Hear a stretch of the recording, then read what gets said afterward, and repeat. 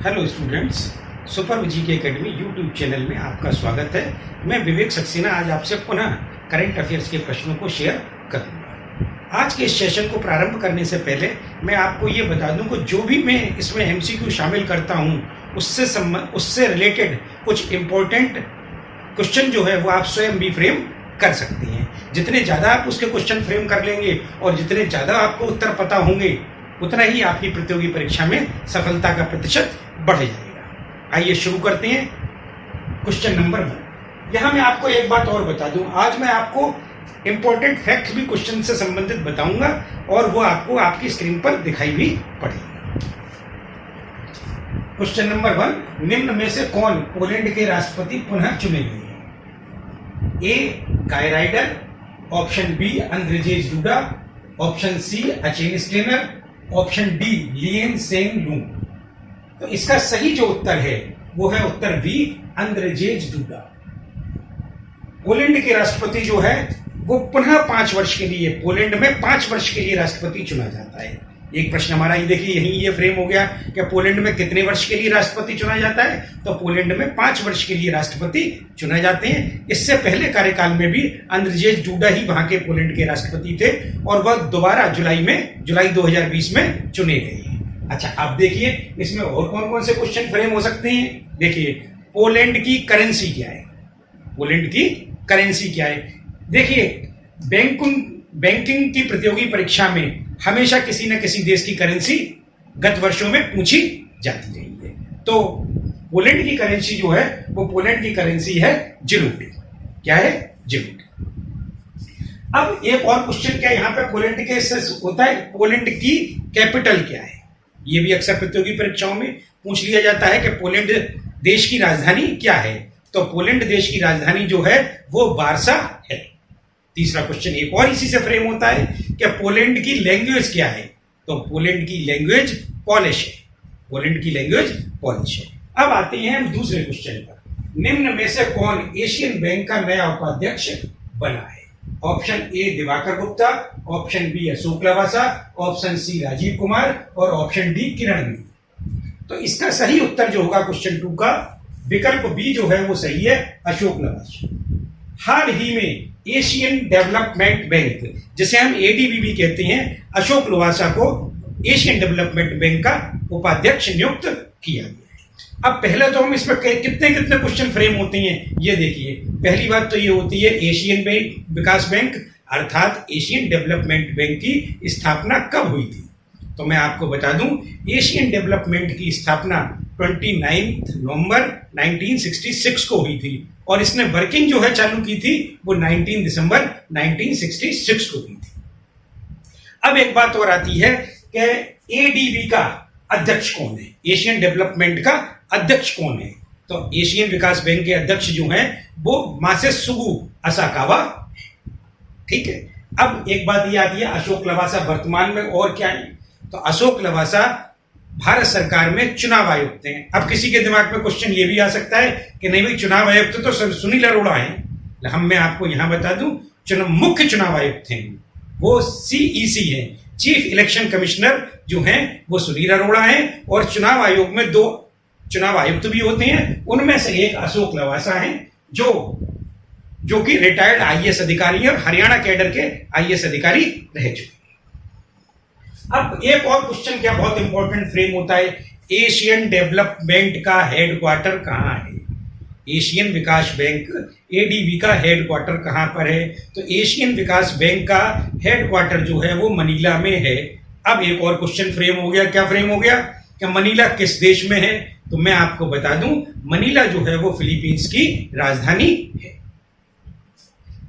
अब इसमें से कई क्वेश्चन हमारे इंपॉर्टेंट फ्रेम हो गए और वो सारे क्वेश्चनों के उत्तर हमें मालूम है। अब कहने का तात्पर्य है, एशियन विकास बैंक से संबंधित हमसे अगर कोई भी प्रश्न पूछ लिया जाएगा तो हम उसका उत्तर तुरंत आसानी से दे सकेंगे। निम्न में से किसे दक्षिण अमेरिकी देश सूरीनाम का नया राष्ट्रपति चुना गया है? पहला ऑप्शन ए है डेसी बाउटर्स, दूसरा ऑप्शन है चंद्रिका प्रसाद संतोखी और तीसरा ऑप्शन है गाय राइडर और चौथा ऑप्शन है डी जोगेन स्टोन। तो इसका सही विकल्प जो है वो है चंद्रिका प्रसाद संतोखी अर्थात सूरीनाम के नए राष्ट्रपति जो हैं वो चंद्रिका प्रसाद संतोखी चुने गए हैं, और चंद्रिका प्रसाद संतोखी जो हैं वो भारतीय मूल के हैं। अब देखिए यहां पे और क्वेश्चन क्या फ्रेम होता है कि सूरीनाम की राजधानी क्या है, सूरीनाम की कैपिटल क्या है। तो सूरीनाम की जो कैपिटल है वो पारामारिबो है। अब एक क्वेश्चन और फ्रेम होता है कि वहां की जो है वो सूरीनाम की जो है वो करेंसी क्या है। तो सूरीनाम की जो करेंसी है वो सूरीनाम गिल्डरे है। ठीक है, अब एक क्वेश्चन और फ्रेम हुआ कि सूरीनाम की लैंग्वेज क्या है। तो सूरीनाम की लैंग्वेज डच है। क्या है? डच। कहने का मतलब भारतीय मूल के चंद्रिका प्रसाद संतोखी को दक्षिण अमेरिकी देश सूरीनाम का नया राष्ट्रपति चुना गया। अब क्वेश्चन नंबर 4 पे आते हैं। 16 जुलाई 2020 को किस टीम ने ला लीगा फुटबॉल चैंपियनशिप जीती? तो पहला तो ऑप्शन आता है रियल मैड्रिड, दूसरा ऑप्शन है विलारियल, और तीसरा ऑप्शन है डेपार्टिगो एलावेरा, और चौथा ऑप्शन है एटलेटिको मैड्रिड।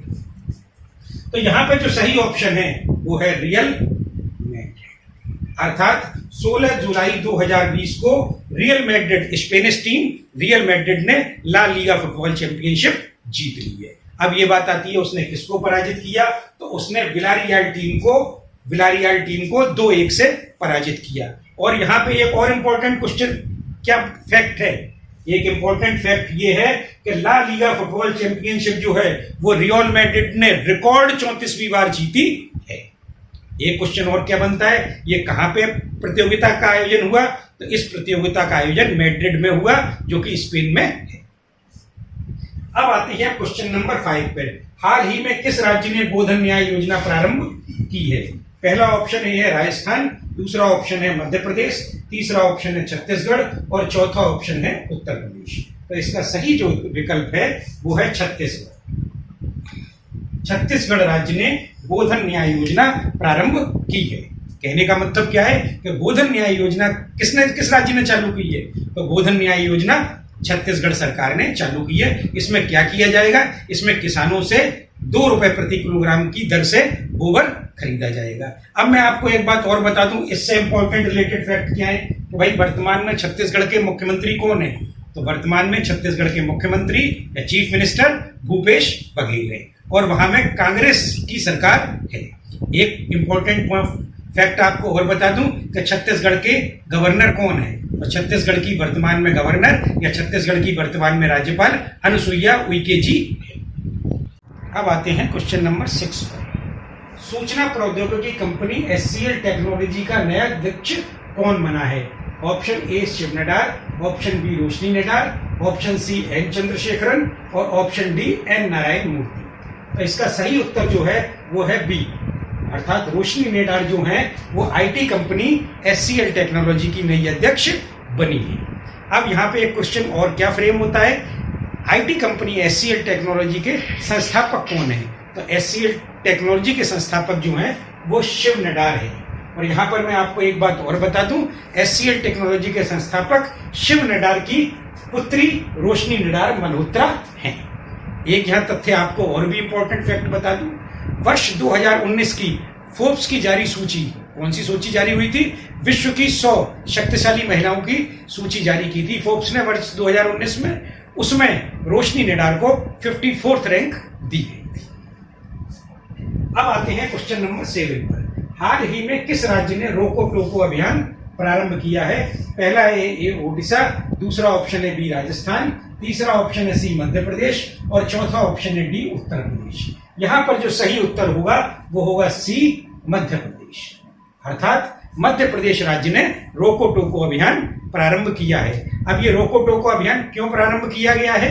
राज्य में जो व्यक्ति बिना मास्क पहने हैं उन्हें रोका जाएगा, टोका जाएगा, और फिर उन्हें मास्क प्रदान किया जाएगा। उस मास्क की कीमत जो है वो उनसे हाल के हाल 20 रुपए ली जाएगी। अब यहाँ पे और क्या क्वेश्चन बनता है, देखिए मध्य प्रदेश के मुख्यमंत्री कौन है? तो वर्तमान में मध्य प्रदेश के मुख्यमंत्री शिवराज सिंह चौहान। अब आते हैं क्वेश्चन नंबर 8 पर। केंद्रीय स्वास्थ्य मंत्रालय ने किस बीमारी की पहली स्वदेशी वैक्सीन को स्वीकृति प्रदान की है? ऑप्शन ए है निमोनिया, ऑप्शन बी है एड्स, ऑप्शन सी है कोविड-19 और ऑप्शन डी है मधुमेह, जिसे हम डायबिटीज भी कहते हैं। तो इसका सही उत्तर जो है वो है ए, अर्थात केंद्रीय स्वास्थ्य मंत्रालय ने हाल ही में स्वदेशी जो वैक्सीन को अनुमति प्रदान की है वो निमोनिया की वैक्सीन को स्वदेशी को प्रदान की है। अब यहाँ पे एक क्वेश्चन और भी क्या बन सकता है, क्या हमारे दिमाग में आ सकता है कि वर्तमान में केंद्रीय स्वास्थ्य मंत्री कौन है?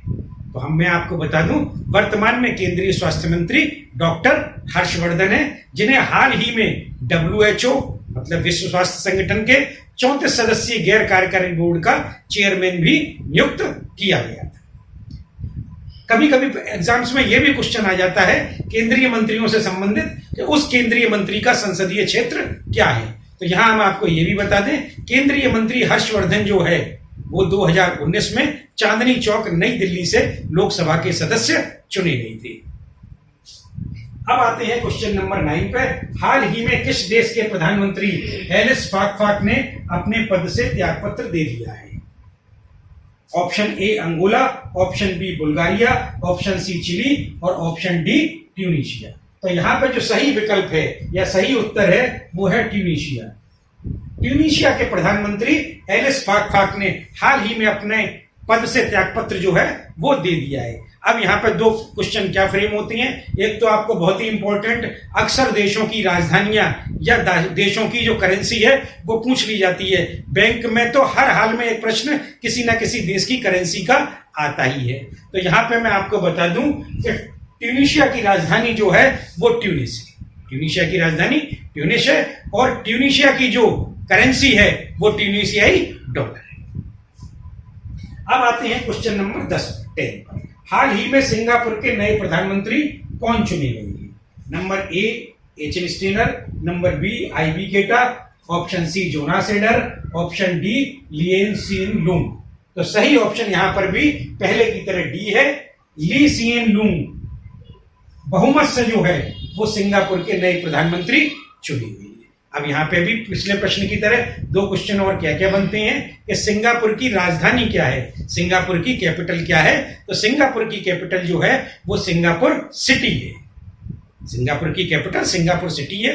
और दूसरा क्वेश्चन यहाँ क्या बनता है कि सिंगापुर की करेंसी क्या है, सिंगापुर की मुद्रा क्या है? तो सिंगापुर की करेंसी जो है वो सिंगापुर डॉलर है। यदि आपको मेरा ये वीडियो पसंद आया हो तो इसे लाइक और शेयर करें, मेरे चैनल को सब्सक्राइब करें और मेरे अगले वीडियो की नोटिफिकेशन प्राप्त करने के लिए नीचे दिए गए बेल आइकॉन को क्लिक करें। धन्यवाद।